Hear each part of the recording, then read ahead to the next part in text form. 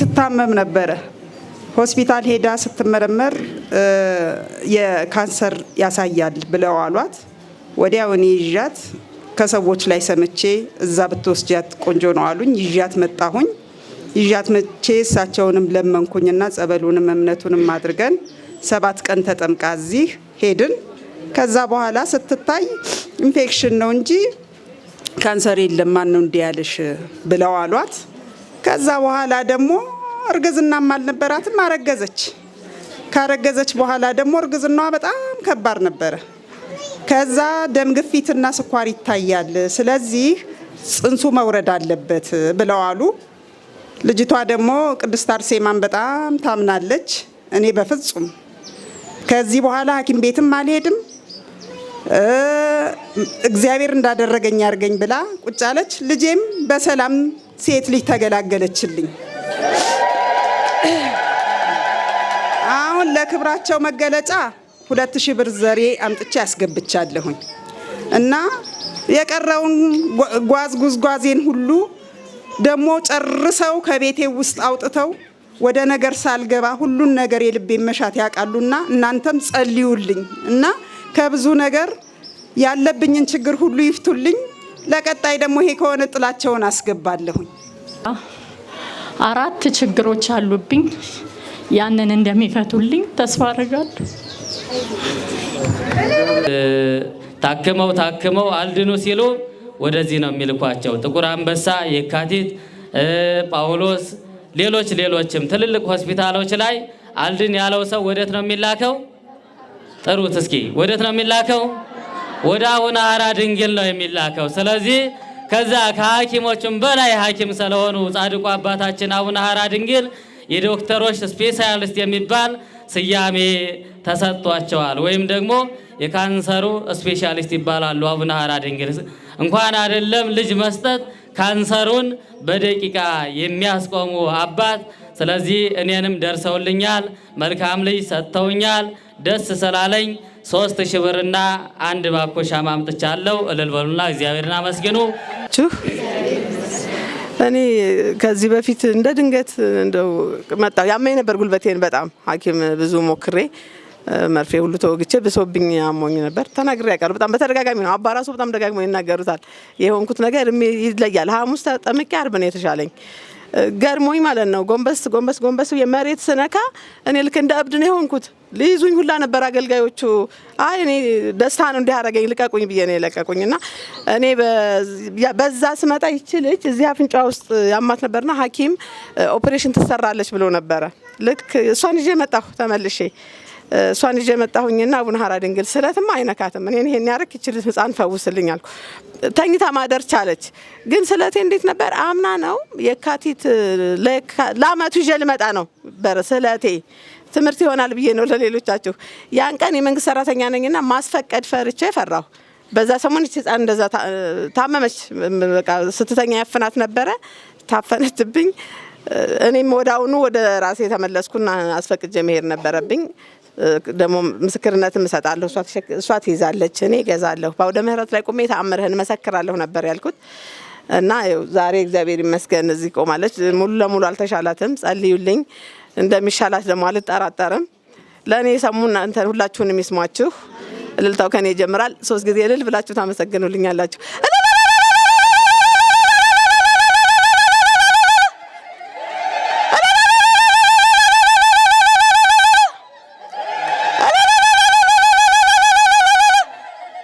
ክብርና ምስጋና አብ ወልድ ወመንፈስ ቅዱስ አሐዱ አምላክ አሜን።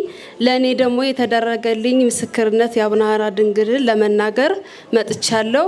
የባለቤቴ እህት ነች። በየሳምንቱ 2 ሊትር ከሆዷ ይቀዳላታል። መጥቼ ለአቡነ ሐራ ድንግል ጸበል የወሰድኩላት መጥቼ ነገርኳቸው። ልክ በጸበሉን መጠጣት ስትጀምር ያ የሚቀዳውም ነገር አቆመ። አሁን ምስክርነቴን ይዤ መጥቼ መሰክርልዎታለሁ አድኑልኝ ብዬ ነው ለመንኳቸው የነገርኳቸው። አድነውልኛል። ምስክርነታቸውንም ለመናገር ይዣት መጥቻለሁ። ይዣት መጥቼ መሰክራለሁ ብዬ ነው የተናገርኩ እና ለክብራቸው መገለጫ 1000 ብር ተስዬ ነበረ። ስለታቸው ይሄው እልል ብላችሁ አመስግኑልን። የአቡነ ሐራ ድንግልን ጸበል ስጠጣ ካንሰር አይደለም ምን ተባለ? እንደገና ኢንፌክሽን ተባለ። አሁን ከዛ ቀለል እየተዳለ ያ ኢንፌክሽንም ዳነ ይባላል። እና ከዛ ድና የራሷ የህይወቷ የሞቷ ዋዜማ የተነገራት ሴት እንደገና ወልዳ በቅድስት አርሴማ አማላጅነት በአቡነ ሐራ ድንግል ተራዳይነት አሁን ሴት ልጅ ወልዳልኛለች። ደስ ብሎኛል። ደስ ይበላችሁ። ደስ ያለው ካለ እግዚአብሔርን ያመስግን። በወልድ ወመንፈስ ቅዱስ አሐዱ አምላክ አሜን። እኔ እናትና አባቴ ተጣልተውብኝ በቃ በሚችለው ያህል ጣርኩኝ። በራሴ በቤተሰብም ቢሆን እንዲታረቁ ብዙ ሞከርኩኝ። ከቤተሰብም ቢሆን እንዲታረቁልን ብዙ ሞከርን። ግን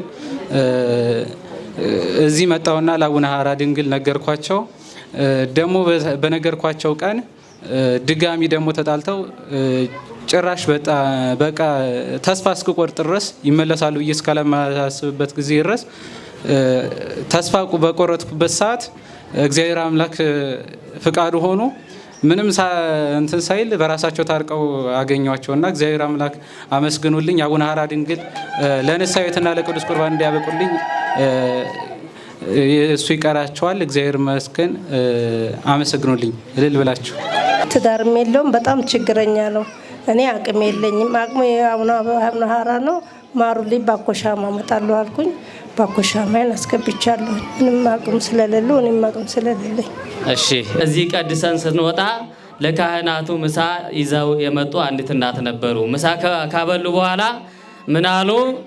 እኔ የቄስ ልጅ ነኝ፣ አባቴ ካህን ናቸው፣ ልጄም ዲያቆን ነው፣ የቤተ ክርስቲያን አገልጋይ ነው እና የገብርኤልን ማህበር እዘክራለሁ እና ባለቤቴ ሞተብኝ። ባለቤቴ ሲሞት በቤታችን የነበረው ሀብት ሁሉ ጠፋ፣ ባዶዬን ቀረው።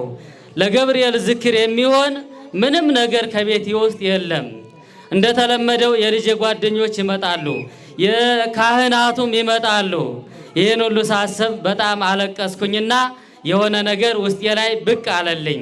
ከዛ በኋላ ስልኬን አንስቼ ወደ ወፍጮ ቤት ደወልኩኝ። ለወፍጮ ቤቱ ለማስፈጭበት ልጅ ደውዬ እባክህ ከነጩ ጤፍ አይደለም አቅም ስለሌለኝ ሳገኝ እሰጥሃለሁ፣ አቡነ ሐራ ድንግል ቅዱስ ገብርኤል ይከፍልሃል፣ ከዚህ ከቀዩ ጤፍ 10 ኪሎ ብቻ ላክልኝ አልኩት።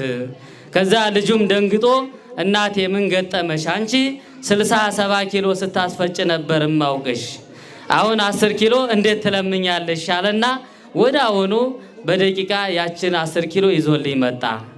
ከቤት አስገብቼ ሳቦካት በጣም አነሰችብኝ። እዛ በኋላ ይችም ለማን ላደርጋት ነው? የልጆ ጓደኞች አሉ፣ ማህበርተኞች፣ ካህናት አባቶች ይመጣሉ፣ ጎረቤት አለ። በቤታችን የተለመደው ዝክሩ በሰፊው ነው።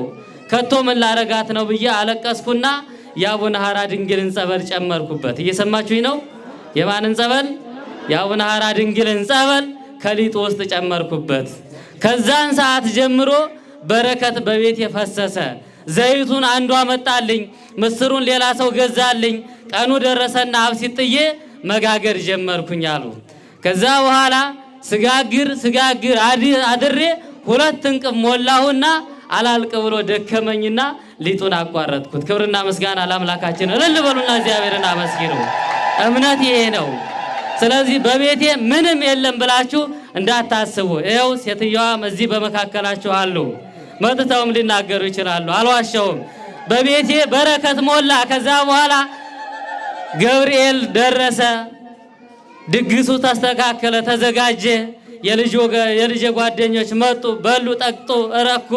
ካህናት አባቶችም መጡ፣ በሉ፣ ጠገቡ። ጎረቤቱ ሁሉ በላ፣ ተትረፈረፈ። ከዛን ቀን ጀምሮ ያ እርሾ እስካሁን ድረስ ከቤት ያለ፣ በረከትም ከቤት ያልጠፋም ብለው እግዚአብሔርን አመስግኑልኝ ብለዋል። እግዚአብሔርን አመስግኑላቸው።